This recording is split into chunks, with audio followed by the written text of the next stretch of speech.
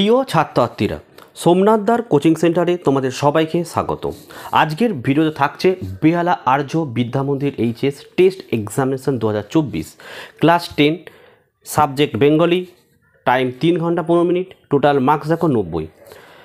তোমাদের যাদের টেস্ট পরীক্ষা শুরু হতে চলেছে তোমরা অবশ্যই এই সেটটি একবার প্র্যাকটিস করে দেখো যে তোমরা কতটা প্রস্তুত হয়েছো এবং এই বেহালা আর্য স্কুলের যে প্রশ্নপত্র কতটা টাফ হয় একবার তোমরা দেখে নাও। তো চলো আমরা ভিডিওটি শুরু করি। প্রথমে দেখো 17টা এমসিকিউ রয়েছে, আমি উত্তরগুলো আলোচনা করব, বাকি প্রশ্নগুলো অবশ্যই তোমাদের দেখিয়ে দেবো।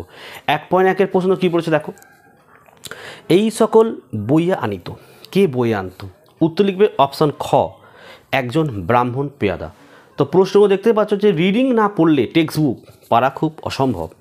1.2 দেখো, উন্মত্তার জন্যই নদীর জলপ্রবাহকে নদের চাঁদের মনে হয়েছিল। উত্তর লিখবে অপশান ক, জীবন্ত মনে হয়েছিল। 1.3-এর প্রশ্ন, আমাদের থাকলে আমরাও চেষ্টা করে দেখতাম, উক্তিটির বক্তা হলেন। উত্তর লিখবে অপশান ঘ, মেজো কাকু। 1.4, গান তো জানি। উত্তর কী লিখবে? অপশান কয়টা লিখবে? একটা দুটো। 1.5, সাজিলা সুর সমী বৃক্ষমূলে। এখানে সুর হলেন, এখানে সুর বলতে অর্জুনকে বোঝানো হয়েছে, কিন্তু এখানে অর্জুন কিন্তু অপশান নেই। কী আছে? অপশান ঘ, কৃতি। কৃতি মানে হচ্ছে অর্জুনকে বলা হয়েছে, ঠিক আছে। 1.6, কবির সঙ্গীত বেজে উঠেছিল, কী বেজে উঠেছিল? উত্তর হচ্ছে অপশান খ, সুন্দরের আরাধনা।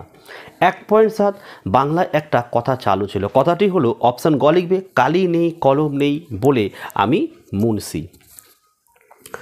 1.8, রবীন্দ্রনাথ বেশি বয়সে বিশ্বময় সম্মানিত হয়েছিলেন। অপশান গ লিখবে, চিত্রশিল্পী হিসেবে। 1.9, বক্তব্য ইংরেজিতে ভেবে যথাযথ বাংলা অনুবাদ করার চেষ্টা করলে রচনা হয়। অপশান ক লিখবে, উৎকট। 1.10, শশব্যস্ত সমস্ত পদটির সমাসের নাম। অপশান গ লিখবে, এটা উপমান কর্মধারায় সমাস। 1.11 প্রশ্নটি তোমাদের জন্য, কমেন্ট করে জানাও এর সঠিক অ্যান্সার কী আছে। দেখো, লৌহপাত্রের লোহায় ঘষি, নিম্নলিখিত পদটি আমাকে জানাবে এটা, ঠিক আছে। নেক্সট 1.12, কোন কারকে বিভক্তি অনুসর্গ উভয়ই ব্যবহার লক্ষ্য করা যায়? অপশান গ, অধিকরণ কারক। 1.13, মা যখন দেখলেন জামাটা ছিঁড়েছে উনি, এটা কমা দিয়েছে, দিয়ে বলছে উনি ভুরু কুচকালেন কিন্তু মাপ করে দিলেন। গঠন অনুসারে বাক্যটি হচ্ছে অপশান ঘ লিখবে, মিশ্র বাক্য। 1.14, সমস্ত সমতলে ধরে গেল আগুন, এই বাক্যটি হচ্ছে অপশান ক লিখবে, কর্মকর্তৃবাচ্য। 1.15, এইবার সরে পড়ো, বাক্যটির ভাববাচ্যের রূপ হলো এইবার সরে পড়া হোক।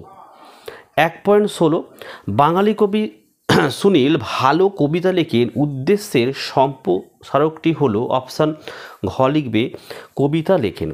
1.17, বহুব্রী কোন ধরনের সমাস?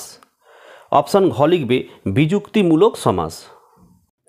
আচ্ছা, এবারে আমরা দেখে নেব কম বেশি 20টি শব্দে প্রশ্নগুলির উত্তর দাও। উত্তরগুলো প্রত্যেকে তৈরি করে রাখো। যেমন দেখো, এক একটা বলেছে এ বিষয়ে সন্দেহ ছিল তপনের, কোন বিষয়ে? তপনের সন্দেহ ছিল।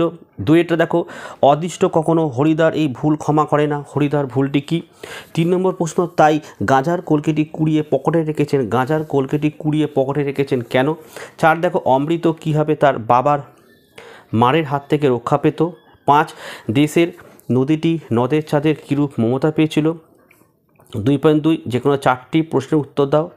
এক একটা দেখো, নেমে এলো তার মাথার ওপর, কার মাথার ওপর কি নেমে এলো? 2, এই মুহূর্তে মরে যাব নাকি, এ সংশয়ের কারণ কি? 3, অপরিচিত ছিল তোমার মানবরূপ, মানবরূপ অপরিচিত ছিল কেন? 4, আসবে উষা অরুণ হেসে, কখন আসবে? 3, যে কোনো 3টি প্রশ্নের উত্তর দাও। 1, অন্যরা প্রায় সবাই লিখেছেন কলমে, কার না কারা বাদে প্রায় সবাই কলমে লিখেছেন?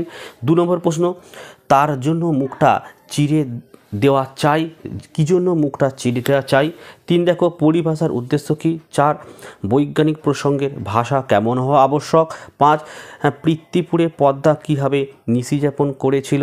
4, যে কোনো 8টি প্রশ্নের উত্তর দাও। একের প্রশ্ন দেখো, বিভক্তি ও অনুসর্গের একটি পার্থক্য লেখো।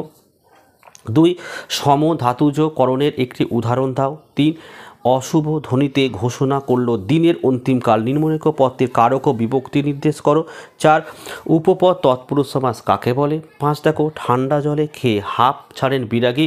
সমাসবদ্ধ পদটি খুঁজে নিয়ে ব্যাস বাক্যসহ সমাসের নাম লেখো। 6 টিফিনের সময় উভয়ে একত্র বসিয়া জলজ করিত যৌগিক বাক্যে রূপান্তরিত করো।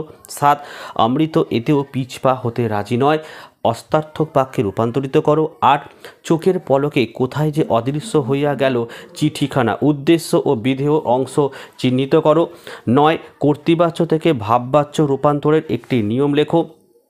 10 হিংসার দ্বারা মহৎ কার্য সাধিত হয় না কর্তৃবাচ্যে রূপান্তরিত করো। হয়ে গেল। এবারে দেখো বড় প্রশ্ন, দেখো যে কোনো একটি প্রশ্নের উত্তর দাও। আমি তোমাদেরকে বারবার বলেছি এবং আমাদের যে সাজেশান দেওয়া রয়েছে বাংলার সাজেশানগুলো অবশ্যই দেখে নিও। এই ভিডিওর ডেসক্রিপশন বক্সে বা ফার্স্ট কমেন্টে আমি লিঙ্ক দিয়ে রাখবো। যেমন করে আমরা সাজেশান দিয়েছি সেইভাবে পরীক্ষায় এসেছে।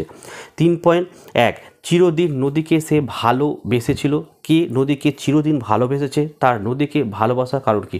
যারা একদম দুর্বল স্টুডেন্ট, তোমরা যদি এই গদ্য থেকে যদি তোমরা নদীর বিদ্রোহ এটা যদি পড়ে যাও, এখান থেকে প্রশ্ন আসবেই আসবে। 2 নম্বরে দেখো কিন্তু এই জানোয়ারটাকে ওয়াচ করার দরকার নেই বড়বাবুটি কে? কাকে জানোয়ার বলা হয়েছে? জানোয়ারটিকে ওয়াচ করা দরকার নেই কেন?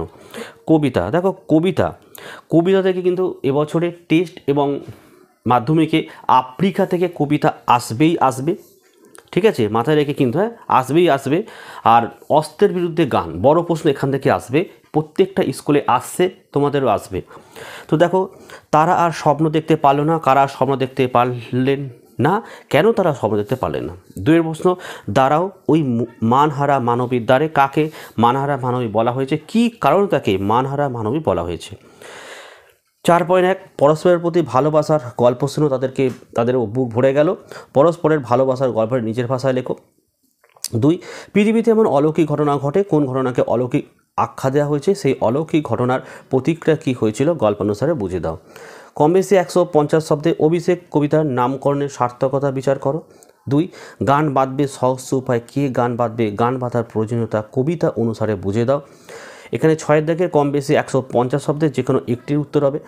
দেখো হারিজা কালি কলম প্রবন্ধ অনুসারে প্রাবন্ধিক কলম ও কালিতরির পদ্ধতি আলোচনা করো। 2 বাংলা পারিভাষিক শব্দ প্রচুর নেই। পারিভাষিক শব্দ প্রচুর না থাকায় কি সমস্যা হয়েছে? পরিভাষা রচনার জন্য কি উদ্যোগ গ্রহণ করা হয়েছিল? তো দেখো প্রবন্ধ 2টি রয়েছে, বাংলা ভাষা বিজ্ঞান হারিজা কালি কলম। যারা একদম দুর্বল স্টুডেন্ট তোমাদের বলবো অনলি হারিজা কালি কলম পড়ে যাবে। এবং এই প্রশ্নটি আমি দেখলাম প্রায় 3টে স্কুলে দিয়েছে এখনও পর্যন্ত।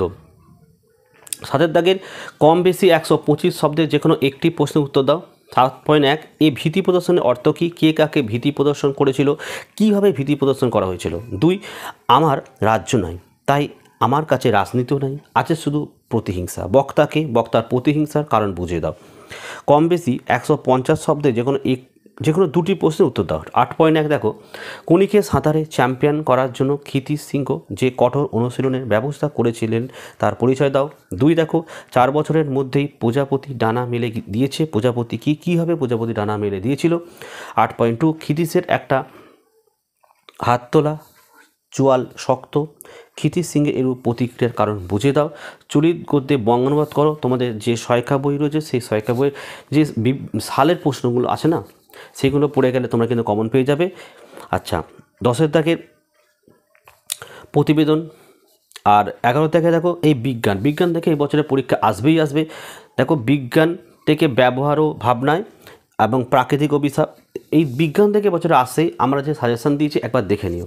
তো দেখো এই ছিল আজকের ভিডিও ভালো লাগলে একটি লাইক করো এবং চ্যানেলে নতুন হলে চ্যানেলটাকে সাবস্ক্রাইব করো।